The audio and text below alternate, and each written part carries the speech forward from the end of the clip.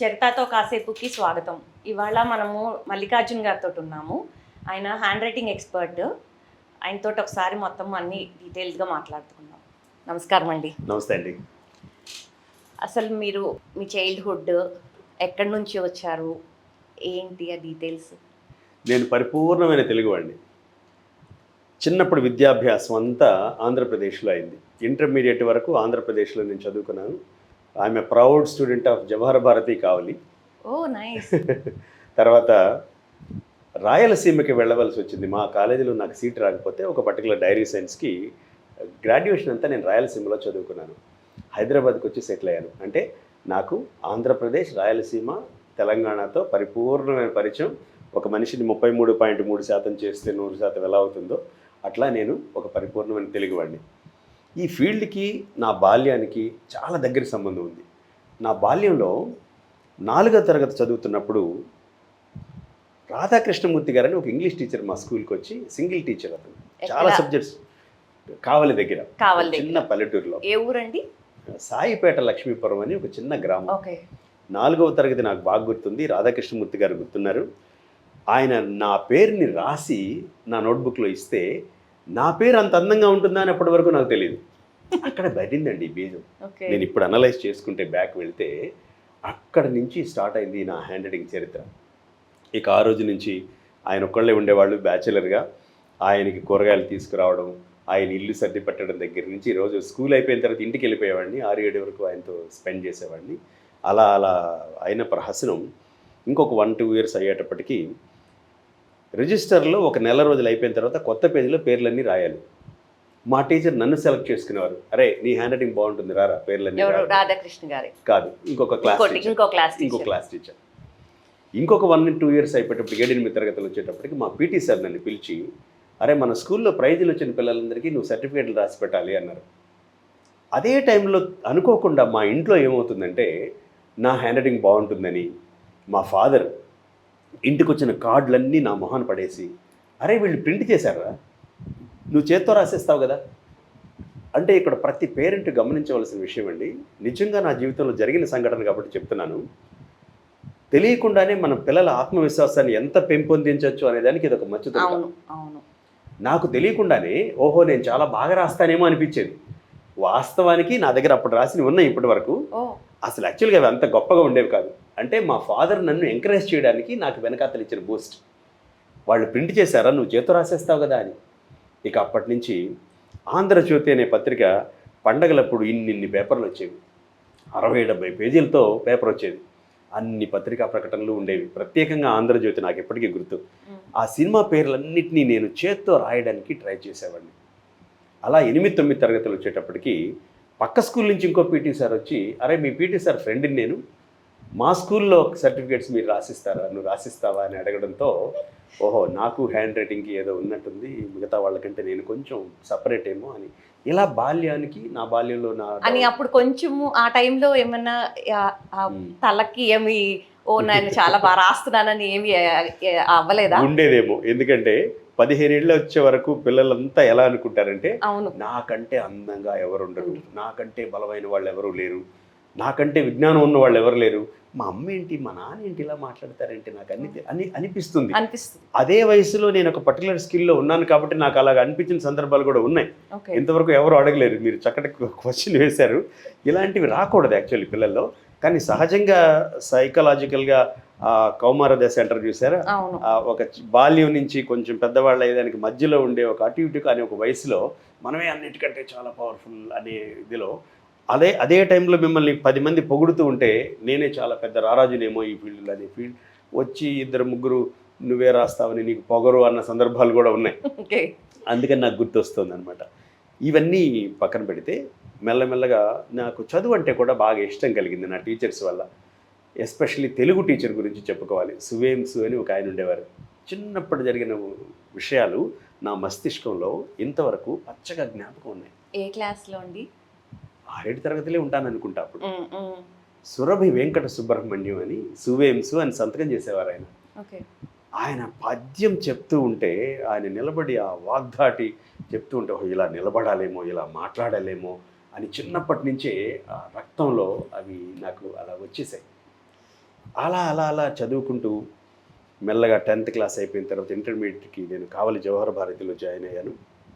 దాని తర్వాత గ్రాడ్యుయేషన్ కోసం పులివెందుల అనే ఒక ఊర్లో అక్కడ డైరీ సైన్స్ ఉంటే ఎస్వి యూనివర్సిటీ నుంచి అక్కడ నాకు సీట్ వస్తే అక్కడ చేరడం, ఇలా రకరకాల ప్లేసెస్లో చేస్తూ ఉన్నా సరే ప్రాజెక్ట్ వర్క్లో ఇప్పటికీ కావలి జవహర్ భారతిలో ఎవరికైనా ఒక ప్రాజెక్ట్ వర్క్ ఇవ్వాలంటే నా రికార్డ్స్ అక్కడ ఉంటాయి. ఓకే, అంటే ఇప్పటికీ అవి లైబ్రరీలో అలా ఉన్నాయి, అలా పెట్టాను. ఓకే. ఉదాహరణకి పులివెందుల్లో నేను డిగ్రీ చదువుతున్నప్పుడు యూనివర్సిటీ నుంచి ఒక ఎక్స్టర్నల్ వస్తారు, వచ్చి మాకందరికి ల్యాబ్లో ఒక టెస్ట్ ఇస్తారు. అవును, నువ్వు కాక్రోచ్ మేచ్ చేయి, నువ్వు ఎర్త్వామ్ మేచ్ చేయి, ఇలా ఇలా పెట్టి నా రికార్డు నాది ఆల్మోస్ట్ ఎక్స్పెరిమెంట్ నేను చాలా బాగా చేసేవాడిని. చేశాక ఆ ఎక్స్టర్నల్ ఎగ్జామినర్ పిలిచి అప్పుడే నా రికార్డ్ చూస్తూ ఉన్నారు. ఆయన నన్ను చూసి నీ నెంబర్ ఎంత అని అడిగారు. చెప్పాను. పేరేంటి అని అడిగారు. అన్నీ అందులో ఉన్నాయి. చెప్పాను. ఆయన అడిగిన ప్రశ్న దిమ్మ తిరిగింది నాకు. ఈ రికార్డు వేయడానికి ఆర్టిస్ట్కి నువ్వు ఎంత ఇచ్చావు అని అడిగాడు ఆయన. ఓకే, మీరు ఇందాక అన్నారే ఒక క్వశ్చన్, ఆ వయసులో యువ రక్తం అంటారు చూసారా, అప్పుడు పెద్ద ప్రొఫెసర్ కాబట్టి యూనివర్సిటీ నుంచి వచ్చారు కాబట్టి బయటపడలేక ఇంకొక రూపంలో దుఃఖం, కోపం అన్నీ కలిసి మీ పేరేంటి సార్ అని అడిగారు. ఆయన రామచంద్రారెడ్డి ఏదో చెప్పారు. అక్కడే పక్కనే తెల్ల పేపర్ ఉంటే ఆయన పేరుని 2-3 రకాలుగా రాసిచ్చాను. సీన్ కట్ చేస్తే 2వ నిమిషంలో నా లెక్చరర్, మా కాలేజీలో ఉండే లెక్చరర్ సుబ్బారెడ్డి గారు, ఆయన ఇద్దరు ఫైటింగ్. నేను నా యూనివర్సిటీకి తీసుకెళ్ళిపోతాను ఈ రికార్డ్ని అని ఆయన అంటాడు. లేదు ఇది మా కాలేజీ ప్రాపర్టీ అని ఈయన అంటాడు. చివరికి నాకే ఇచ్చారు ఆ డెసిషన్, నువ్వు చెప్పరా ఎవరి దగ్గర ఉండాలని. ఆల్వేస్ ముందు అలా అడిగారు కాబట్టి ఆయన మీద కోపమో, లేకపోతే మా ప్రొఫెసర్ మా లెక్చరర్ కాబట్టి ఈయన మీద కాబట్టి మా దగ్గర ఉండాలి అని ఎక్కడే ఉండాలి. తర్వాత చాలా సంవత్సరాలు నాకు అక్కడి నుంచి ఫోన్లు వచ్చేవి. మా అబ్బాయి అక్కడ చదువుతుంటే, మా తమ్ముడు అక్కడ చదువుతుంటే నీ రికార్డు చూపించి ఇదిగో ఇలా వేయండి, ఇంతవరకు ఎవరో రాయట్లా, ఇలాగా ఇంత బాగా చేయాలి రికార్డ్ అని నీ రికార్డు చూపించి చెప్తున్నారు. ఒక చిన్న ప్రాబ్లం ఏంటంటే నా ఫ్రెండ్స్ అందరికీ రికార్డ్స్ వెనక్కి ఇచ్చేసేవారు, నాకు మాత్రం ఇచ్చేవాళ్ళు కాదు. ఆ చీయలు ఒకటి మధ్యలో కొట్టి అవి ఒకటి దాచిపెట్టేసేవాళ్ళు, ఇది అప్రూవ్ అయిపోయింది అని. అలాగా ఒక మనిషి యొక్క కాన్ఫిడెన్స్ కానీ మెల్లమెల్లగా చేయడం కానీ, ఇలా నేను ఎప్పుడు దీంట్లో ప్రొఫెషన్లో ఉంటానని కానీ ఇది బ్రెడ్ అండ్ బటర్ అవుతుంది కానీ నేను అనుకోలేదు. అసలు మామూలుగా మీరు ఇప్పుడు చెప్పిన దాన్ని బట్టి సైన్స్ సబ్జెక్ట్లోకి వెళ్ళారు. అవును, మామూలుగా అయితే ఇంగ్లీష్ దీంట్లో ఉన్నప్పుడు, రైటింగ్ దీంట్లో ఉన్నప్పుడు మీరు సైన్స్ సబ్జెక్ట్లోకి వెళ్ళారు. అసలు ఎందుకు వెళ్ళాల్సి వచ్చిందా సైన్స్ సబ్జెక్ట్లోకి? మా ఫాదర్ డాక్టర్లకు అందరికీ ఒక ఆలోచన ఏముంటుందంటే మా పిల్లలు డాక్టర్లు అవ్వాలి, మా కోడళ్ళు డాక్టర్లు అయి ఉండాలి, అల్లుళ్ళు డాక్టర్ అయి ఉండాలని ఒక కోరిక ఉంటుంది డాక్టర్లందరికీ ఎందుకో. ఓకే, అలాగే నన్ను కూడా మెడిసిన్ చేయించాలని మా ఫాదర్ బైపీసీలో చేర్పించడం, నేను సైన్స్ చేయడం. ఓకే, నన్ను అందరూ అడుగుతుంటా మరి నువ్వు ఎందుకు డాక్టర్ అవ్వలేదు? అవును, అదే ఎందుకు అవ్వలేదు నేను అడుగుదాం అనుకున్నాను. మీరే ఎందుకు అవ్వలేదంటే మా ఫాదర్ నన్ను డాక్టర్ చేద్దాం అనుకున్నారు కాబట్టి నేను డాక్టర్ అవ్వలేదు. ఒకవేళ నేనే అవుదాం అనుకుంటే అయ్యేవాడిని. అవును, ఈ ప్రశ్నకి ఈ సమాధానానికి ఎక్స్టెన్షన్గా 3 Idiots అనే సినిమా చూస్తే ఇంకా బాగా తెలుస్తుంది. పిల్లలకి ప్రతి ఒక్కళ్ళకి ఒక కోరిక ఉంటుంది, అవును, ఇలా అవ్వాలి అని. పెద్దవాళ్ళు బలవంతంగా దాన్ని రుద్దితే ఒకవేళ అయితే అవ్వచ్చేమో కానీ దాంట్లో ఆనందం వెళ్ళలేరు, ఆనందం ఉండదు, ఎంజాయ్ చేయలేరు, ఉన్నత స్థాయికి కూడా వెళ్ళలేరు. ఏదో బొటాబొటిగా మార్కులు తెచ్చుకొని అలా అవుతారు. వాళ్ళ అంటే బతికి ఉన్నప్పుడే వాళ్ళని చంపేసినట్టు అవుతుంది అసలు దాదాపుగా. వాళ్ళని కూడా విలువిచ్చి, వాళ్ళ కోరికలకి వాళ్ళ అభిప్రాయాలకు కూడా విలువిచ్చి మనం సపోర్ట్ చేయడం మంచి పేరెంటింగ్ అనిపిస్తుంది. అవును, అవును. డిగ్రీ అయిపోయినాక మీది MA MBA అని చెప్పి చూసాను. మీది హ్యాండ్ రైటింగ్ అన్నారు, ఇంగ్లీష్ అన్నారు, మరి సైన్స్లోకి ఎందుకు వచ్చారన్నారు. హైదరాబాద్కి వచ్చిన తర్వాత నేను బాగా అభిమానించే ఒక వ్యక్తి నీకు కామర్స్ తెలుసా అని అడిగారు. ఏ ఇయర్లో వచ్చారు హైదరాబాద్? Somewhere around 90s. ఏది డిగ్రీ అయిపోయినాక? డిగ్రీ అయిపోయిన తర్వాత వచ్చాను. రాగానే నేను చాలా అభిమానిస్తాను ఒక అతన్ని, నా రిలేటివ్స్లో ఉండేవారు. నీకు కామర్స్ తెలుసా అని అడిగారు. కామర్స్ అంటే ఏంటో తెలియదు సార్, అయితే నీ బతుకు వేస్ట్ అని చెప్పారు ఆయన. అదేంటి అంత గొప్ప సబ్జెక్టా అంటే ఒక 10 నిమిషాలు చెప్పారు కామర్స్ గురించి, మన లైఫ్లో కామర్స్ని ఎంత బాగా వినియోగించుకోవచ్చు అని. అవును. వెంటనే నెక్స్ట్ డే ఉస్మానియా యూనివర్సిటీకి వెళ్ళాను. నేను కామర్స్ చదువుతాను అనుకుంటున్నాను అని. బాబు నీకోసం ఒక అద్భుతమైన అడ్వాంటేజ్ ఉంది, మా దగ్గర ఒక 1 సిట్టింగ్ అనే ఒక ప్రోగ్రామ్ ఉంది, డిగ్రీకి సంబంధించిన 3 సంవత్సరాల కోర్సు 1 ఇయర్లో నువ్వు కంప్లీట్ చేయొచ్చు, డేట్ అయిపోయింది, కానీ లేట్ ఫీతో నువ్వు మళ్ళీ జాయిన్ అవ్వచ్చు అని చెప్పారు. వెంటనే అప్లై చేశానండి. 4-5 నెలల్లో మిగతా పనులన్నీ పక్కన పెట్టి I have done my BCom. Okay. Science చదువుకున్న వాడు ఎవడో బీకామ్ చదవడు, కానీ ఆ ఫీలింగ్తో నాకు ఎందుకో చిన్నప్పటి నుంచి ఆ మేనేజ్మెంట్ ఫీలింగ్స్ కూడా లోపల ఉండేవి. సో అందుకని కామర్స్కి నేను అట్రాక్ట్ అయ్యాను, బీకామ్ చేశాను. చేసి అలా పక్కన పెట్టేయకూడదా కదా అని చెప్పేసి నాకు పీజీ ఒకటి అవసరమైంది. యుఎస్ఏకి సంబంధించిన ఒక ఎంబీఏలో నేను ఎంటర్ అవ్వాలంటే నీకు ఇంకొక పీజీ ఉంటే అడిషనల్గా అడ్వాంటేజ్ అవుతుంది అని చెప్పారు. ఏ ఇయర్లో అండి ఇది? సమ్వేర్ 91-92 ప్రాంతాలు. ఓకే. మళ్ళీ నేను ఉస్మానియా యూనివర్సిటీకి వెళ్ళి ఎంఏ పబ్లిక్ పర్సనల్ అడ్మినిస్ట్రేషన్. నేను అడిగాను ఒక ప్రొఫెసర్ని, నాకు ఒక పీజీ డిగ్రీ కావాలి, అతి త్వరగా చేయడానికి ఏది వీలవుతుంది అని అడిగాను. ఆయన ఇది చెప్పారు, చేసేసాను. సో అలా నాకు public personal administration, commerce, science ఇన్ని సబ్జెక్ట్స్లో నాకు టచ్ ఉందన్నమాట. అంటే అందుకే చెప్పాను, చదువు అంటే నాకు చాలా ఇష్టం ఇప్పటికీ. పెద్దయ్యాక గురువు గారు డాక్టర్ ఎండమూరి వీరేంద్రనాథ్, డాక్టర్ పట్టాభిరామ్ గారు వీళ్ళంతా ఏం చెప్తారంటే పరీక్షలు అనేవి పండగలు లాంటివి అని చెప్తారు. నాకు ఇదేదో బాగా మ్యాచ్ అయ్యేదిలాగుందే అనిపించింది. ప్రపంచంలో ఎవ్వరూ చూడని విధంగా నేను పరీక్షను చూస్తాను. నాకు పరీక్ష అంటే ఏంటంటే ఎవరో ఒకళ్ళు ఎక్కడో కూర్చుని టెక్స్ట్ బుక్ రాస్తే, ఇంకొకళ్ళు ఎవరో ఎక్కడో కూర్చుని దానికి సంబంధించిన క్వశ్చన్ పేపర్ ప్రిపేర్ చేస్తే, ఇంకొకళ్ళు ఎవరో ఎక్కడో కూర్చుని దాన్ని అనలైజ్ చేస్తే నా పేపర్ని, దాంట్లో ఒకవేళ మంచి మార్కులు వస్తే దాని అర్థం ఏంటంటే ఓహో మనం బాగానే చదువుకున్నాం, ఓహో మనకు బాగానే అర్థమైంది అని అర్థం. అండ్ ప్లస్ ఆ అనలైజ్ చేసి రాసినాక ఇంకొకళ్ళు ఎవరో మనకు తెలియని వాళ్ళు ఎవరో అనలైజ్ చేసి మార్కులు వేస్తారు. కరెక్ట్. వాళ్ళు టెక్స్ట్ బుక్ రాయలేదు, అవును, వాళ్ళు క్వశ్చన్ పేపర్ అసలు మనం ఎవరో తెలియదు, మనము తెలియదు, టెక్స్ట్ బుక్ రాసిన వాళ్ళు తెలియదు, క్వశ్చన్ పేపర్ సెట్ చేసిన వాళ్ళు తెలియదు, ఇంకొకళ్ళు ఎవరో కరెక్ట్ చేసి ఆన్సర్ చేసి మనకి ఇవాల్యుయేట్ చేసి మార్కులు అంటే ఇస్తున్నారు. వాళ్ళకి నచ్చింది అంటే మనం పాస్ అయినట్లు లెక్క. పర్వాలేదు, ఈ సబ్జెక్ట్ మనకు కొంచెం తెలుసు అని నాకు ఇప్పటికీ చదువుకోవాలన్నా, ఒక మంచి పరీక్ష రాయాలన్నా నాకు ఎందుకో చాలా ఇష్టం. అలా నేను చదువుతూనే ఉన్నాను. ఇప్పుడు కూడా నేను తెలుగు సంబంధించి, సైకాలజీకి సంబంధించి పిహెచ్డీలకి అప్లై చేస్తున్నాను. ఓకే. నిరంతరం స్టూడెంట్గా ఉండాలని నాకు కోరిక. ఎంఏ అయినాక ఏంటి తర్వాత అసలు ఎలాగా ఇది చేశారు? అసలు తర్వాత నాకు అంటే జీవన భృతి కోసం అని ఏదో ఒకటి లైఫ్లో స్టార్ట్ చేయాలి కదా అని వెతుకుతూ ఉంటే ఒక స్కూల్లో ఉద్యోగం ఉంది, చేస్తాను, ఏదైనా చేస్తాను. నాకు నెలకి మా ఫాదర్ ఇప్పటి వరకు ఒక 600 రూపాయలు పంపిస్తున్నారు, ఆ డీడీ ఆపాలి, అదే టార్గెట్. ఏ ఉద్యోగమైనా పర్లేదు, నేను ఏదైనా పని చేస్తాను. నీకేం తెలుసు అంటే నాకేం తెలియదు అప్పటి వరకు, ఎందుకంటే నేను అన్ని సబ్జెక్టులు చేశాను కాబట్టి. గ్రాడ్యుయేషన్ ఉంది, పీజీ కూడా అప్పటికి అవ్వలేదు. సరే, టీచింగ్లోకి వెళ్ళాక కంప్యూటర్స్ అంటే ఏంటో తెలియదు నాకు. కంప్యూటర్లో వాళ్ళే ట్రైనింగ్ ఇచ్చారు. కంప్యూటర్స్ చెప్పడానికి ఒక సిబిఎస్ఈ స్కూల్ శివశివాని అని దేవరయంజాల్లో, మేడ్చల్ దగ్గర దేవరయంజాల్లో ఒక స్కూల్లో నాకు ఒక టీచర్గా జాబ్ వచ్చింది. అక్కడికి వెళ్ళి పాఠాలు చెప్తూ ఉంటే పాత వాసనలు ఎక్కడికి పోతాయి?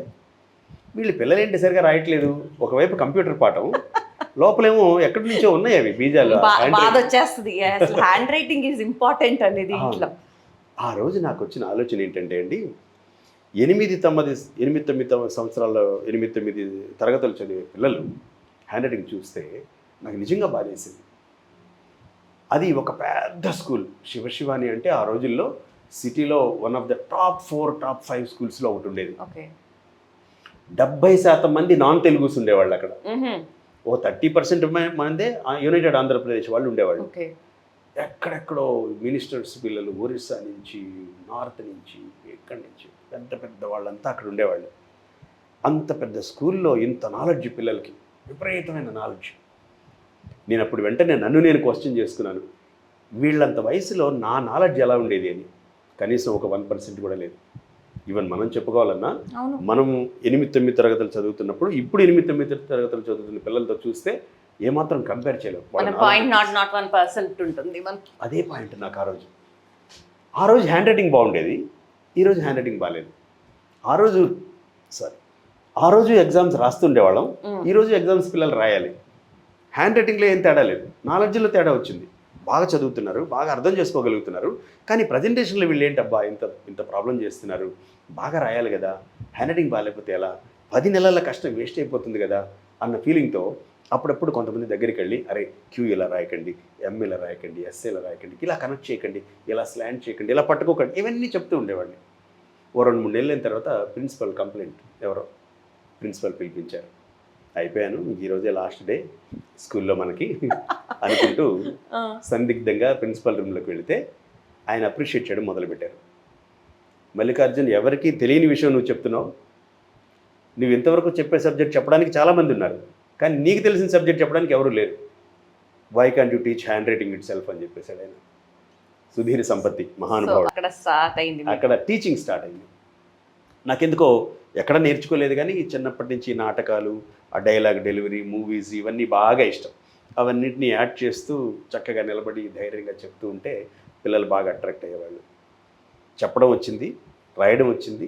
సో రాయడాన్ని చెప్పడంగా తీసుకున్నాను నేను. రైటింగ్ని టీచింగ్ ప్రొఫెషన్గా తీసుకుని అప్పుడే ఫిబ్రవరి, మార్చి అవడంతో సెలవులు ఇచ్చేశారు. 2 నెలలు ఎందుకు ఖాళీగా ఉండడం అని మిత్రుడి పాఠశాల ఒకటి ఉంటే స్కూల్లో, సార్ మీ స్కూల్లో ఒక రూమ్ నాకు ఇస్తే ఒక చిన్న చిన్న ప్రకటనలు ఇచ్చుకుని ఎవరైనా వస్తే హ్యాండ్ రైటింగ్ నేర్పిస్తావో చాలా ఆనందంగా వాడుకో అన్నారు ఆయన. నాకు ఇప్పటికీ గుర్తు, 25-30 రూపాయలు ఇస్తే డెక్కన్ క్రానికల్ ఈనాడులో చిన్న చిన్న క్లాసిఫైడ్ యాడ్స్ వచ్చేవి అప్పట్లో. అవి ఇచ్చి 2-3 స్టూడెంట్స్ వస్తే వాళ్ళకి 45 రోజులు కోర్స్ చేశాను. ఆనందంగా నేర్చుకున్నారు వాళ్ళు. ఎక్కడ లేని విజ్ఞానం అంతా నేను తీసుకొచ్చి ఎలా చెప్పాలో నేర్చుకుని మెల్లమెల్లగా టీచ్ చేస్తే వీళ్ళు స్కూళ్ళకి వెళ్ళిన తర్వాత స్కూళ్ళ నుంచి ఫోన్ రావడం మొదలయ్యాయి. ఈ పర్టికులర్ స్టూడెంట్ చాలా చెత్తగా రాసేవాళ్ళు, హ్యాండ్ రైటింగ్ చాలా అసహ్యంగా ఉండేది, మీరు ఏం మ్యాజిక్ చేశారు సెలవుల్లో, మా స్కూల్కి వచ్చి మా పిల్లలకి చెప్తారా? చిక్కడపల్లిలో ఒక చిన్న స్కూల్ నుంచి నాకు కాల్ వచ్చింది ఆ రోజు. అలా అలా అలా అలా ప్రహసనం మొదలై ఆ ఇద్దరితో మొదలైంది. ఇప్పుడు 30 ఏళ్ల తర్వాత 8 లక్షల మందికి నేను పూర్తి చేశాను. 42 పుస్తకాలు రాశాను ఈ సబ్జెక్ట్ మీద. ఎవరు ఎక్కడ రాయని ఆర్టికల్స్ని ఒక 1700 ఆర్టికల్స్ డిఫరెంట్ నేషనల్ ఇంటర్నేషనల్ జర్నల్స్కి నేను రాయడం జరిగింది. అలాగే నేను ఇంటర్వ్యూ ఇవ్వని టీవీ ఛానల్ లేదు, వీడియో ఛానల్ లేదు, ప్రతి ఛానల్లో ఇంటర్వ్యూ చేయడం. అండ్ ప్రత్యేకంగా నేను ఈ సబ్జెక్టు నాకు తెలిసింది ఓకే, వేరే వాళ్ళకి తెలియడానికి ఏం చేయాలి అని నేను రకరకాల ట్రైనింగ్స్ తీసుకోవడం. అలాగే నేను ఎప్పుడూ చెప్పే పేరు, ఎంతమందికి ఎన్నిసార్లు బోరు కొట్టినా మళ్ళీ మళ్ళీ చెప్పే పేర్లు డాక్టర్ యండమూరి వీరేంద్రనాథ్, డాక్టర్ పట్టాభిరామ్ గారు. ఎలా నిలబడాలి, ఎలా మాట్లాడాలి, ఎలాగ డెలివరీ చేయాలి, ఎలాగ ఉన్నదాన్ని చాలా అద్భుతంగా ఎలా చెప్పాలి, పిల్లల కళ్ళల్లోకి ఎలా చూడాలి, ఎలా అట్రాక్టివ్గా మాట్లాడాలి, మధ్యలో ఎక్కడ జోక్స్ క్రాక్ చేయాలి, ఇవన్నీ నాకు చెప్తూ ట్రైనింగ్ ఇస్తూ నాకు ప్యాషన్ ఉండడంతో దాన్ని డెవలప్ చేయడం జరిగింది. అంటే మీకు అసలు వాళ్ళిద్దరితోటి ఎట్లా పరిచయం మొదలైంది? ప్రపంచంలో ఎవరైనా సరే నేను ఒక ఫీల్డ్లో అత్యంత ఉన్నతమైన స్థాయికి వెళ్ళాలి అని అనుకోరు, కానీ ఈ ఫీల్డ్లోనే ఉండాలి, నాకెందుకో నేను ఈ ఫీల్డ్ కోసం పుట్టానని ఒక ఫీలింగ్ వస్తుంది. వచ్చినప్పుడు ఏం పుస్తకం చదవాలో, ఎవరిని కలవాలో, ఎప్పుడు లేవాలో, ఏ ఊరికి వెళ్ళాలో ప్రకృతి చెప్తుంది. ఓకే. ఫ్రెండ్స్ రూపంలో, లేకపోతే ఇంకొక మ్యాగజైన్లో ఉండే ఒక ఆర్టికల్ రూపంలో తెలుస్తాయి. ఇలాగే నేను బిగిన్ చేసి మంచి ఉచ్చారణతో విజయవాడ బుక్ ఫేర్లో ఒక టాక్ కోసం పిలిచారు.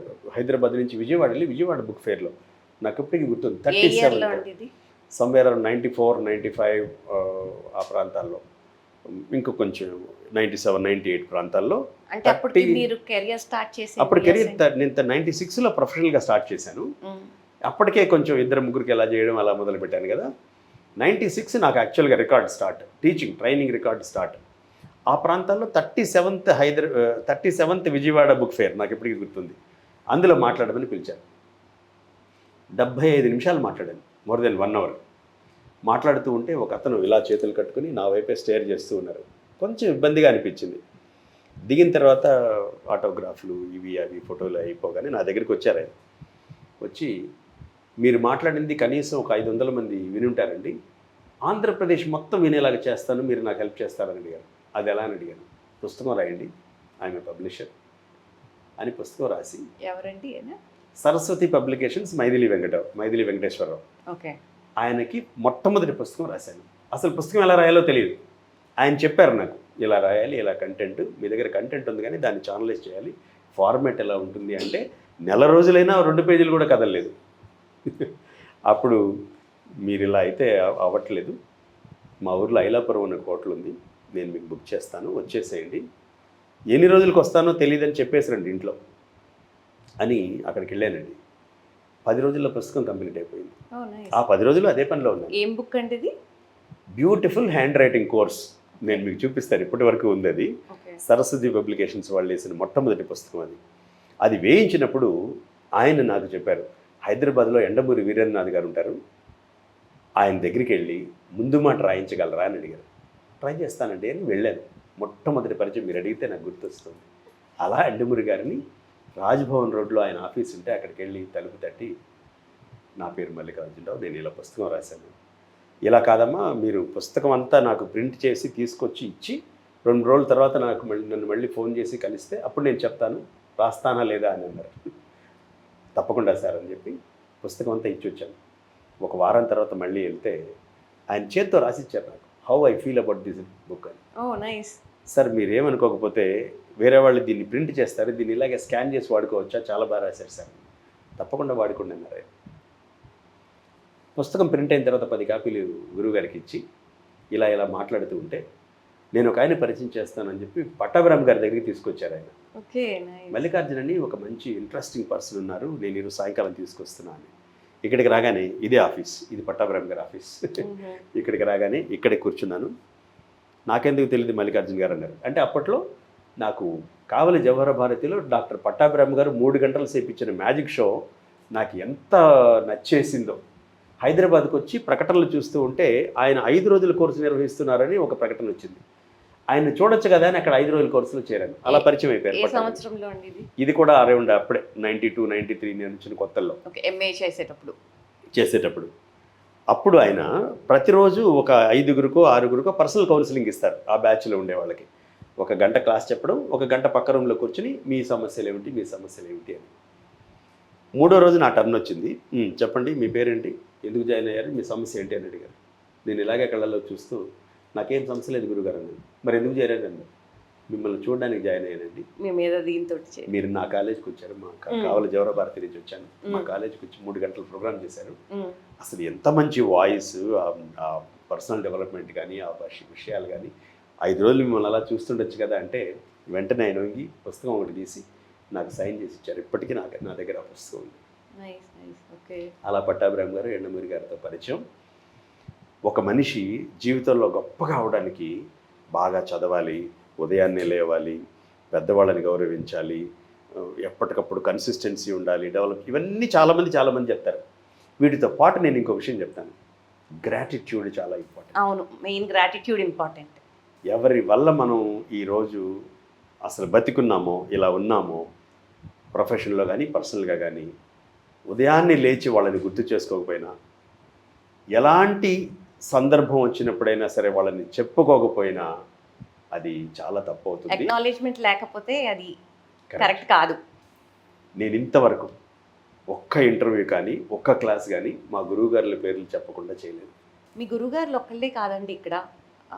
నేను బిలీవ్ చేసేది ఏంటంటే, మనకి పొద్దున నిద్రలేసిన దగ్గర నుంచి, మన ఇంట్లో మన అమ్మ దగ్గర నుంచి అందరూ, ఆఖరికి మనం కార్ డ్రైవ్ చేసే డ్రైవర్తో సహా అందరూ వాళ్ళు అలా చేయకపోతే మనం ఇవాళ ఇలా ఇంత కంఫర్టబుల్గా మనం చేసుకోం. సో అది నా థాట్. అది ఖచ్చితంగా ఆ గ్రాటిట్యూడ్, వాళ్ళందరికీ ఆ గ్రాటిట్యూడ్, మీరందరూ మూలంగానే మేము ఇలా ఉన్నాము, మేము చేయగలుగుతున్నాము అనేది వాళ్ళకి చెప్పామనుకో, వాళ్ళు ఇంకొక 100 ఏనుగుల బలంతో పరిగెత్తుతారు. కరెక్ట్. ఆ గ్రాటిట్యూడ్ ముందు మనసులో ఉండాలి, వీలైతే దేవుడి ముందు చెప్పాలి, అవకాశం వచ్చినప్పుడు మనుషులు చెప్పాలి. కరెక్ట్. ప్లస్ ప్రపంచంకి కూడా చెప్పాలి. నేషనల్ హ్యాండ్ రైటింగ్ అకాడమీ అసలు ఎలా స్టార్ట్ చేయాలనిపించింది, ఎందుకు చేశారు అసలు? ఇలా నేను 2-3 స్టూడెంట్స్తో క్లాస్ స్టార్ట్ చేసినప్పుడు తర్వాత చెప్పారు మిత్రులు, నీకు ఒక పర్టికులర్గా ఒక సంస్థ అనేది ఒకటి ఉండాలి, దాన్ని రిజిస్టర్ చేయాలి.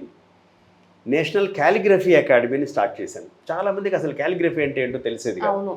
క్యాలిగ్రఫీ చాలా ప్రొఫెషనల్గా ఉంటుంది, artistic hand writing, decorative hand writing అంటే అర్థమయ్యేది కాదు. సో ఎందుకు వచ్చిన గొడవ అని చాలా సింపుల్ పదవి పెడదామని నేషనల్ హ్యాండ్ రైటింగ్ అకాడమీని మొదలుపెట్టాను. అసలు ఆ పేరు ఎందుకు పెట్టాలనిపించింది? నేషనల్ అంటే మన భారతదేశానికి సంబంధించిన వాళ్ళం. నాకు అప్పటి నుంచే పెద్దగా ఉండేవి నా వ్యూస్. నేను అందరికీ ఒకటే చెప్తాను, చిన్నగా ఆలోచించడం తప్పు కాదు, నేరం అని చెప్తాను. ఎవరైతే పెద్దగా ఆలోచిస్తారో వాళ్ళు మాత్రమే గొప్పగా అవుతారు అని. నా ఫ్రెండ్ ఒక అతను ఇంగ్లీష్ ఇన్స్టిట్యూట్ పెట్టి ఒక డ్రీమ్ ఉండేది అతనికి. ఈ సరౌండింగ్స్లో అబిడ్స్ నుంచి మన ఇటు 15-20 కిలోమీటర్ల పరిధిలో ఎవరైనా ఇంగ్లీష్ హ్యాండ్ రైటింగ్ గురించి ఆలోచిస్తే, స్పోకెన్ ఇంగ్లీష్ గురించి ఆలోచిస్తే నా గురించి ఆలోచించాలి అనేవాడు ఆయన. అని నన్ను అడిగేవారు, మీ టార్గెట్ ఏంటి అని. ఇండియాలో ఎవరైనా హ్యాండ్ రైటింగ్ గురించి ఆలోచిస్తే నా గురించి ఆలోచించాలి అని చెప్పాను నేను. అందుకని నేషనల్ అనే పదం తీసుకున్నాను నేను. అకాడమీ కాబట్టి నేషనల్ NHA అని మొదలైంది. 30 ఏళ్ళు అయిన తర్వాత లాస్ట్ ఇయర్ దీని పేరు మార్చాం. మహా అకాడమీ అని పెట్టాం ఇప్పుడు. అవును. MA అంటే మల్లికార్జున్, HA అంటే hand writing. Mallikarjun hand writing academy అని. ఎందుకంటే మేనేజ్మెంట్లో ఒక రూల్ ఏమంటుందంటే కొన్ని సంవత్సరాలు అయిపోయిన తర్వాత పేరుని రిఫ్రెష్ చేసి, లోగోని రిఫ్రెష్ చేసి, కొత్తదనంతో, కొత్త ఆలోచనలతో, కొత్త రక్తంతో అదే అకాడమీ అలాగే పాత పడిపోయినట్టుగా ఉండకుండా కొత్తగా చేయాలని ఒక ఇది ఉంటుంది మాకు మేనేజ్మెంట్లో. దాన్ని తీసుకుని మహా అకాడమీని స్టార్ట్ చేసాం. మీరు అన్నట్టు ఇప్పటికీ చాలామంది నేషనల్ హ్యాండ్ రైటింగ్ అకాడమీ అంటూ ఉంటారు. నాకు ఆనందంగా ఉంటుంది. మహా అకాడమీ పేరుతో ఈ ప్రస్థానాన్ని నెక్స్ట్ లెవెల్కి తీసుకెళ్తున్నాం. ఇప్పుడు నేను ఇంటర్నేషనల్ కోచ్గా తయారయ్యాను. ఇప్పుడు ప్రపంచంలో ఎవరైనా కోవిడ్ వల్ల నష్టాలు అని రాస్తూ ఉంటారు. కోవిడ్ వల్ల లాభాలు అని కూడా నేను కొన్ని పాయింట్లు రాశాను. కోవిడ్ వల్ల లాభాలు ఏంటంటే, నాలాంటి 2 కాళ్ళకి 2 చక్రాలు కట్టుకుని తిరుగుతుండే వాళ్ళు కొన్ని రోజులు ఇంటి పట్టున ఉండడం జరిగింది. చెత్తా చెదారం తినేవాళ్ళు ఈ వాట్సాప్ యూనివర్సిటీ వల్ల ఇమ్యూనిటీ ఫుడ్ తినడం మొదలుపెట్టారు. అలాగే ఎక్కడికి బయటికి వెళ్ళే అవకాశం లేక ఇంటర్నెట్ ఉండి జూమ్ లాంటివి బాగా పరిచయం అవుతున్న ఆ కోవిడ్ టైంలో నాలాంటి వాళ్ళు నేషనల్ నుంచి ఇంటర్నేషనల్కి వెళ్ళిపోయారు. అప్పుడే నాకు UK నుంచి, US నుంచి, సింగపూర్ నుంచి, దుబాయ్ నుంచి రకరకాల ఆర్గనైజేషన్స్ ఫోన్ చేయడం మొదలుపెట్టారు. Why can't you take some classes for our students at least weekend అలా అని. అప్పుడు నేను మొదలుపెట్టి ఆ 18 నెలలు ఎన్నో దేశాల పిల్లలకి నేను హ్యాండ్ రైటింగ్ నేర్పడం జరిగింది. అది అయిపోయాక నన్ను అక్కడికి ఫిజికల్గా వాళ్ళు పిలవడం, నేను అక్కడికి వెళ్ళడం, ఇలా కండక్ట్ చేస్తూ ఉన్నాను ఇప్పుడు క్లాసెస్. సో ఇంటర్నేషనల్ అయిపోయింది. ఇప్పుడు మహా అకాడమీ కాస్త ఇప్పుడు ఇంటర్నేషనల్ అయింది. అసలు మామూలుగా మనకి అంటే హ్యాండ్ రైటింగ్ తోటి మనము ఒక మనిషి మెంటాలిటీ కానీ వాళ్ళ పర్సనాలిటీ కానీ వాళ్ళు ఏంటి అనేది మనం అనలైజ్ చేయొచ్చు. సో అది అసలు ఎట్లా చేస్తారు దాని గురించి ఒకవేళ ఎవరైనా మనం నేర్చుకోవాలనుకోండి, అంటే ఇప్పుడు మిమ్మల్ని చూసి ఒక 10 మంది పిల్లలు వచ్చి నేను కూడా సార్ లాగా అవ్వాలి అని అనుకున్నప్పుడు అప్పుడు అసలు స్టార్ట్ చేయాలంటే వాళ్ళకి ఎంతో ఉండాలి కదా చేయడానికి. అది అసలు ఒకసారి చూపిస్తారా? హ్యాండ్ రైటింగ్ ఎలా అనలైజ్ చేస్తారు అండ్ అసలు హ్యాండ్ రైటింగ్ ఇంపార్టెన్స్ ఏంటి లైఫ్లో, మనం ఎక్కడి నుంచి మొదలు పెట్టాలి, ఒకవేళ ఇప్పుడు మన 50-60 ఇయర్స్ వచ్చిన వాళ్ళు కూడా నేర్చుకోవచ్చు. సో అప్పుడు కూడా మనం మార్చుకుంటాం. సో అది అసలు అలాగా ఈజీగా చేసుకునే ప్రాసెస్లు ఏమన్నా ఉంటే అవి చెప్తారా? తప్పకుండా. మీరు అడిగిన ప్రశ్నలో 3-4 క్వశ్చన్స్ ఉన్నాయి. అసలు హ్యాండ్ రైటింగ్ అంటే ఏంటి, అనాలిసిస్, ఒక మనిషిని అనలైజ్ చేయొచ్చా, ఎవరైనా ఏ ఏజ్లో అయినా నేర్చుకోవచ్చా, ఇలాంటి క్వశ్చన్స్ ఉన్నాయి. నేను కొన్ని చెప్పి తర్వాత రైటింగ్ చూపిస్తాను మీకు. అసలు హ్యాండ్ రైటింగ్ అనేది, హ్యాండ్ రైటింగ్ అంటే మేము నమ్మం దాన్ని. మాకు అది హ్యాండ్ రైటింగే కాదు, బ్రెయిన్ రైటింగ్ అంటాం మేము దాన్ని. అందరూ అనుకుంటారు కానీ చేత్తో రాస్తామని. మనం చేత్తో ఏమీ రాయమండి. ఈ చెయ్యి పెన్నునో పెన్సిల్నో పట్టుకుని పేపర్ మీద కదులుతూ ఉంటుంది. మన మైండ్లో ఉన్న ఆలోచనలు కదులుతాయి, పెడతాం, కాగితం మీద ఆవిష్కరణ చేస్తాం. అలా కావడానికి కారణం బ్రెయిన్. అందుకే మీరు గమనించారో లేదో, ఈ ప్రపంచంలో ఏ ఇద్దరి చేతి రాతలు ఒకేలాగా ఉండవు. అవును. నాకు హ్యాండ్ రైటింగ్ నేర్పించిన టీచర్ హ్యాండ్ రైటింగ్ వేరుగా ఉంటుంది, నన్ను కన్న తల్లి హ్యాండ్ రైటింగ్ వేరుగా ఉంటుంది, నా తోబుట్టువులు హ్యాండ్ రైటింగ్ వేరుగా ఉంటుంది. అంతెందుకండి, ఉదయాన్నే నా హ్యాండ్ రైటింగ్ వేరుగా ఉంటుంది, మధ్యాహ్నం వేరే హ్యాండ్. ఎగ్జామ్ స్టార్ట్ చేసినప్పుడు నా హ్యాండ్ రైటింగ్ వేరు, అదే ఎగ్జామ్ ఎండింగ్లో వేరే రకంగా ఉంటుంది. అంటే ఒక మనిషి మనస్తత్వానికి చేతిరాతకి చాలా దగ్గర సంబంధం ఉంది అని 1663లో క్యామిలో బాల్డో అనే ఒక అతనికి ఒక ఆలోచన వచ్చింది. ఎందుకు ఈ ప్రపంచంలో ఏ ఇద్దరు ఒకేలాగా రాయట్లేదు?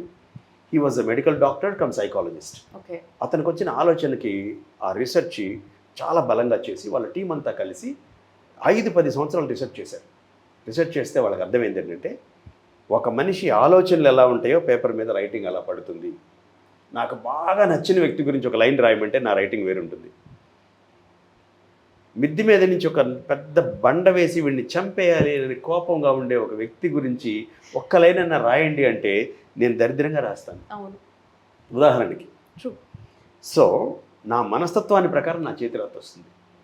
ఒక స్టూడెంట్ మనస్తత్వం కాదు, ఆ సందర్భంలో ఆ పాయింట్లో మన మైండ్లో ఉన్న ఆలోచనని బట్టి మన చేతి రాత వస్తుంది. అవును, అందుకే ఏమంటారంటే handwriting is a reflection of thought process. మీ మనసులో ఎలాంటి ప్రకంపనలు అవుతూ ఉన్నాయో దానికి ఇచ్చే ఫిజికల్ షేప్ అనమాట ఆ రైటింగ్ అనేది. అందుకే మీరు చూడండి, నేను ఒక 5-6 సబ్జెక్టులు చదువుతున్న స్టూడెంట్స్ నోట్బుక్స్ ఒకసారి అడిగాను ఒక స్కూల్కి వెళ్ళి సరదాగా. అంతవరకు ఎవరు చేయలేదు ఆ రీసెర్చ్. ఒకే స్టూడెంట్ని అన్ని బుక్స్ పట్టుకురమ్మని చెప్పాను. అన్ని నోట్బుక్స్ వాళ్ళ హెడ్ మాస్టర్ ముందు ఓపెన్ చేసి పెట్టాను. ఆశ్చర్యకరంగా ఒక నోట్బుక్లో హ్యాండ్ రైటింగ్ చాలా బాగుంది, చాలా ఆశ్చర్యకరంగా ఇంకో నోట్బుక్లో మరీ దారుణంగా ఉంది. దానికి కారణం ఏంటా అని చూస్తే వాడికి ఆ సబ్జెక్ట్ ఇష్టం లేదు, బాగుంది. టీచర్ బాగా చెప్తున్నారు, చాలా అట్రాక్టివ్గా చెప్తున్నారు, హ్యాండ్ రైటింగ్ బాగుంది. ఆ టీచర్ ఎప్పుడెప్పుడు వెళ్ళిపోతారు అనుకుంటున్నారు, హ్యాండ్ రైటింగ్ బాగాలేదు.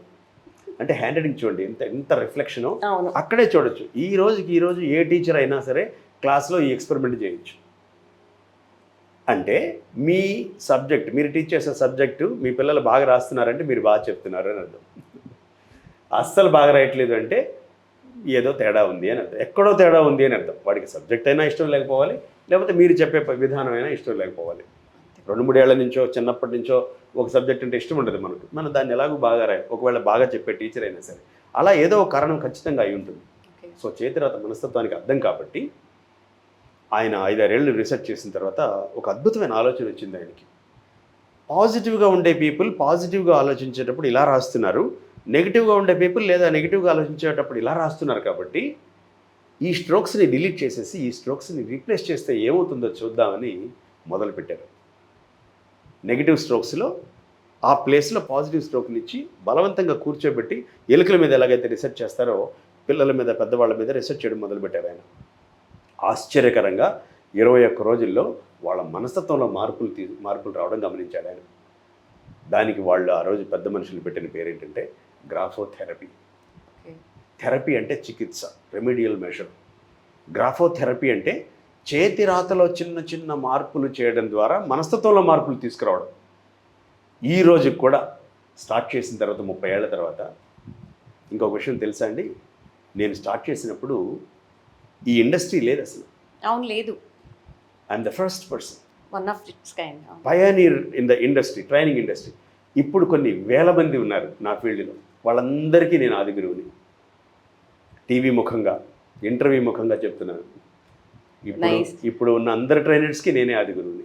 అందుకే కదా మేము ఇంటర్వ్యూ తీసుకుందామని వచ్చాము. Thank you. అంటే ఇది గర్వంగా చెప్పడం కాదు, కానీ ఎప్పుడు ఎవరైతే నేర్చుకుంటూ ఉంటారో, ఎప్పటికప్పుడు ఎవరైతే అప్డేట్ చేసుకుంటూ ఉంటారో వాళ్ళు మాత్రమే టాప్లో ఉంటారు. అందుకే చూడండి, ఒక కొన్ని సంవత్సరాల పాటు ఒక ఇండస్ట్రీని ఏలిన వాళ్ళు అలా డల్ అయిపోవడం, వేరే వాళ్ళ దాంట్లోకి వచ్చేసి వాళ్ళని మించి వాళ్ళని క్రాస్ అయిపోవడం మనం గమనిస్తూ ఉంటాం. దీనికి అంతటికీ ఒకే ఒక కారణం, వాళ్ళు అప్డేట్ చేసుకోలేదు, వీళ్ళు అప్డేట్ చేస్తున్నారు. అవును, ఇది అలైజ్ ఇన్ ద వండర్లాండ్ లాగా మనం పైదాకా వెళ్ళడానికి ఆ చుట్టూ తిరుగుతూ ఉన్న గ్లోబ్లో మనం పాకుతూ జారిపోతూ మళ్ళీ పాకుతూ మళ్ళీ పట్టుకుంటూ పైదాకా వెళ్ళడం సగం.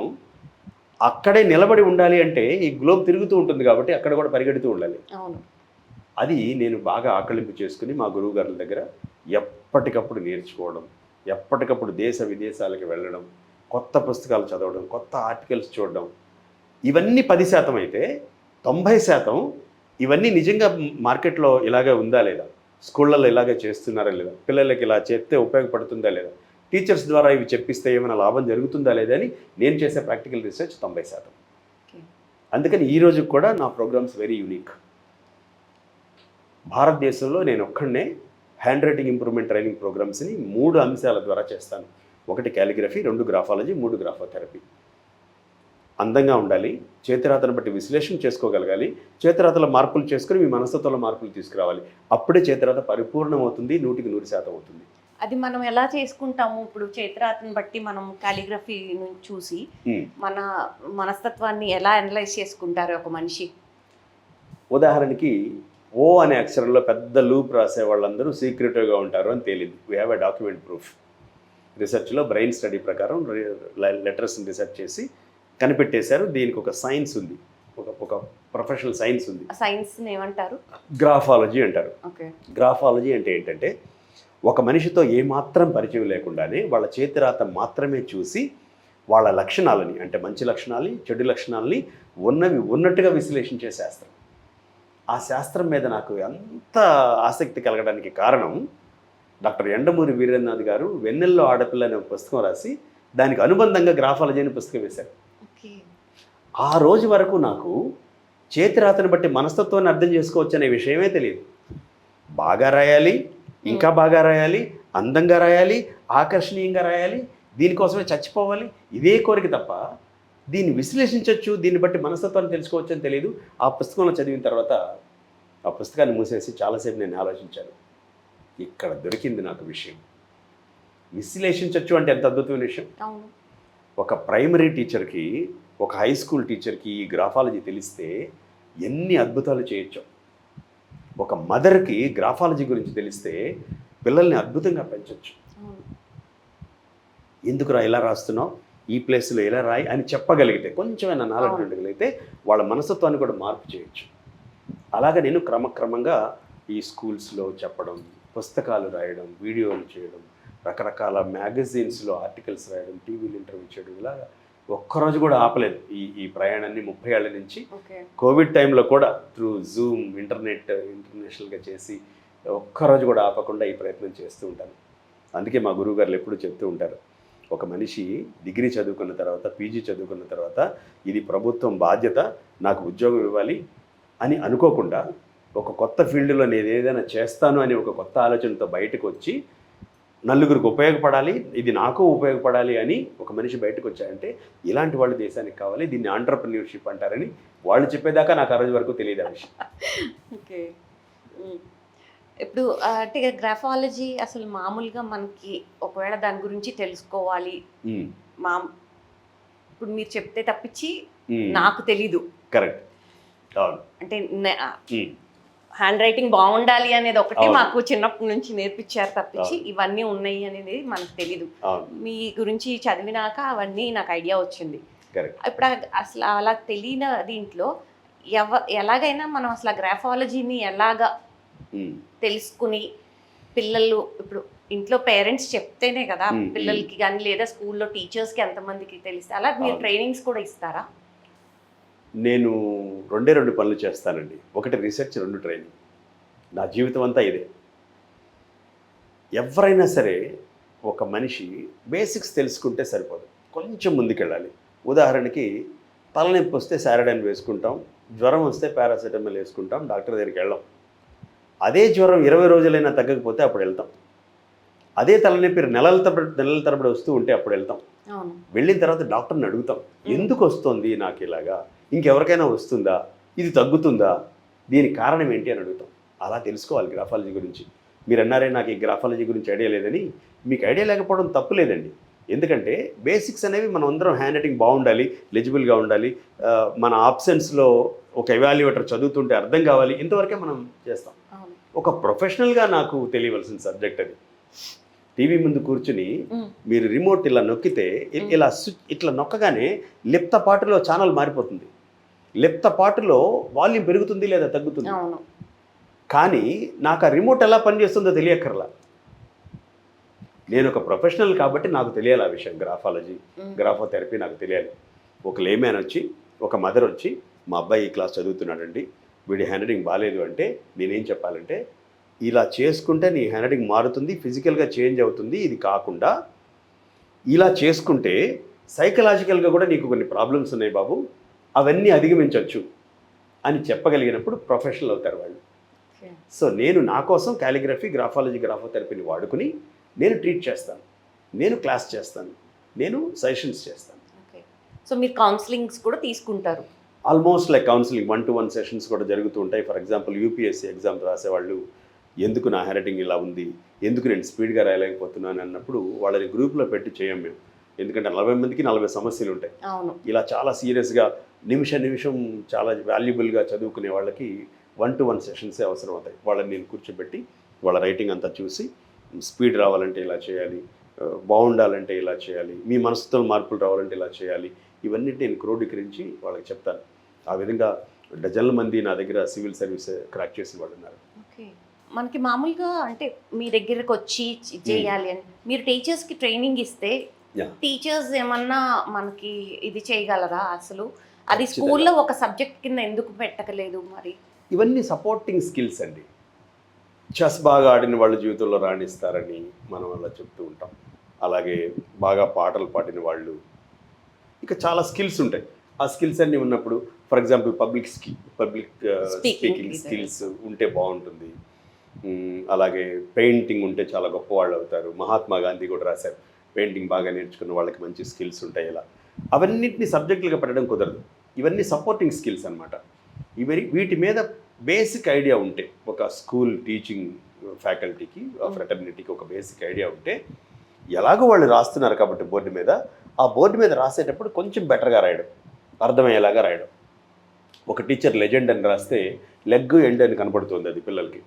ఆ జీ తర్వాత వచ్చిన చిన్న గ్యాప్ వల్ల ఇలాంటి చాలా ప్రమాదాలు జరుగుతూ ఉంటాయి. లేదా చాలా సందర్భాల్లో నాకు జరిగినట్టు ఆ టీచర్ బాగా రాయడం వల్ల చాలామంది పిల్లలు అప్పటికప్పుడే పారాడైమ్ షిఫ్ట్ అంటారు దీన్ని, అప్పటికప్పుడే మైండ్లో చేంజ్ తెచ్చుకుని నేను ఇలా రాయాలి, మా టీచర్ ఎంత బాగా రాశారు, మా టీచర్ ఎంత బాగా మాట్లాడుతున్నారు, మా టీచర్ ఎంత గొప్ప విషయాలు చెప్తారు, బాగా రాస్తున్నారు, అది మ్యాచ్ అవుతుంది అనమాట అక్కడ. అందుకని ఈ బేసిక్ స్కిల్స్ అన్నీ కూడా టీచింగ్లో. ఫర్ ఎగ్జాంపుల్ మనం తారే జమీన్ పర్ మూవీ చూస్తే డిస్లెక్సియా అనే ఒక నైస్ సబ్జెక్ట్ని అమీర్ ఖాన్ టచ్ చేశారు. ప్రతి టీచర్కి దాని మీద ఐడియా ఉండాలి. దాన్ని క్లాస్ పెట్టం మనం, ఒక క్లాస్ డిస్లెక్సియా మీద, ఒక క్లాస్ డిస్గ్రాఫియా మీద పెట్టక్కర్లేదు. అంటే నాలెడ్జ్ ఉండాలి కదా టీచర్కి. ఇప్పుడు అవును. సో అలా టీచర్స్కి ట్రైనింగ్ ఇవ్వటము అనేది జరిగితే ఆబ్వియస్గా మనము.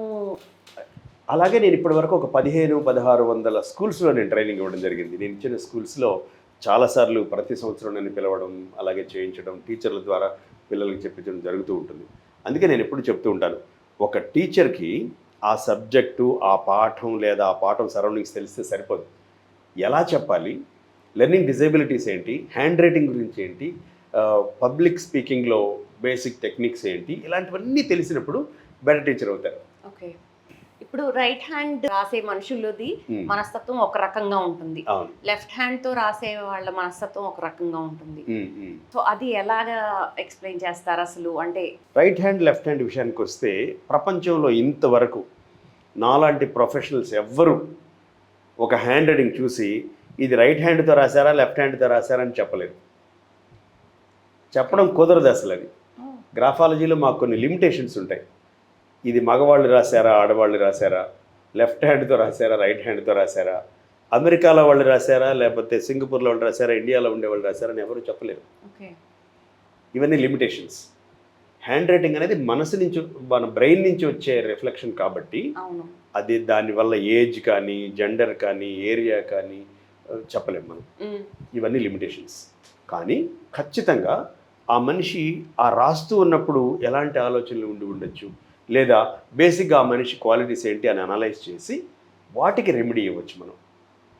ఉదాహరణకి ఐ అనే లెటర్ రాసి చాలామంది చుక్క దూరంగా పెడతారు పైన.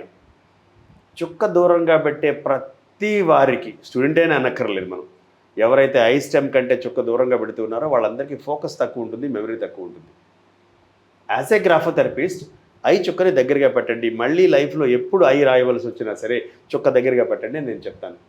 ఆ దగ్గరగా పెట్టడం మొదలు పెడితే 21 రోజులు ప్రాక్టీస్ చేస్తే, అది అలవాటు చేసుకుంటే వాళ్ళ ప్రయత్నం లేకుండానే ఆటోమేటిక్గా ఐ డాట్ దగ్గరికి వస్తుంది అంటే అప్పటికి వాళ్ళకి ఫోకస్ పెరిగినట్టే లెక్క.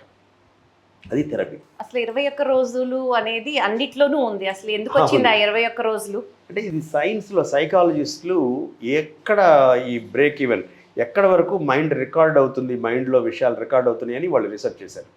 21 రోజుల దగ్గర రికార్డ్ అవుతుంది అనమాట. అందుకే మనం 21 రోజులు మన పేరు ఎవరైనా పిలిస్తే మనల్ని, మనం ఇక మన పేరుని మనం మర్చిపోం. మీ పేరేంటి అంటే టక్మని చెప్పేస్తాం, పుస్తకం చూడక్కర్లేదు. మదరో ఫాదరో క్లోజ్ ఫ్రెండో అక్కడ రాగానే గబుక్కుని గుర్తుపట్టేస్తాం. ఒక సెకండ్లో, నానో సెకండ్లో ఒక చిన్న భాగం పడుతుంది అంతే. ఆ 21 రోజుల ఎఫెక్ట్ అనమాట అది. అందుకే అంటారు ఇంగ్లీష్లో ఏమంటారంటే you can make a habit, break a habit in 21 days అంటారు. ఓ నైస్. 21 రోజులు ఏదైనా నెగటివ్ థింగ్స్ని మానేస్తే మీరు మళ్ళీ దాన్ని మర్చిపోతారు. పాజిటివ్ థింగ్స్ని చేస్తే అది మైండ్లో పర్మనెంట్గా రికార్డ్ అయిపోతుంది. ఓకే. అందుకని మేము 21 రోజులు ఖచ్చితంగా హ్యాండ్ రైటింగ్ ప్రాక్టీస్ చేయండి, ఆ స్కిల్ మీకు అలవాటు అయిపోతుంది. దాని తర్వాత ఎగ్జామ్ రాసేటప్పుడు పిల్లవాడు ఏం ఆలోచించాలి? ఆన్సర్ ఆలోచించాలి, హ్యాండ్ రైటింగ్ గురించి ఆలోచించకూడదు. నేను ఒక ఫంక్షన్కి వెళ్తున్నాను అంటే ఫంక్షన్కి వెళ్ళే ముందు నా డ్రెస్ గురించి, నా మేకప్ గురించి ఆలోచించాలి. అక్కడికి వెళ్ళిన తర్వాత ఎవరితో ఏం మాట్లాడాలని ఆలోచించాలి అంతే. అవును అవును. అలాగా ఎగ్జామ్లో కూర్చున్నప్పుడు ఆన్సర్ని ఎంత ఎఫెక్టివ్గా, ఎంత మంచి స్పెల్లింగ్స్తో, ఎంత స్పీడ్గా రాయాలనే ఉండాలి తప్ప ఈ హ్యాండ్ రైటింగ్ రూల్స్ అనేవి అసలు గుర్తు రాకూడదు. తెలియకుండానే అప్రయత్నంగా అసంకల్పిత ప్రతీకార చర్య అంటారు చూసారా, అప్రయత్నంగా ఆ రూల్స్ అన్నీ అలా వచ్చేసేయాలి, పడిపోవాలి అంటే 21 రోజులు క్రమం తప్పకుండా ఈ ఒక తల్లి చెప్పినవి, బుక్స్లో ఉన్నవి, మాలాంటి వాళ్ళు చెప్పినవి ప్రాక్టీస్ చేస్తే సరిపోతుంది.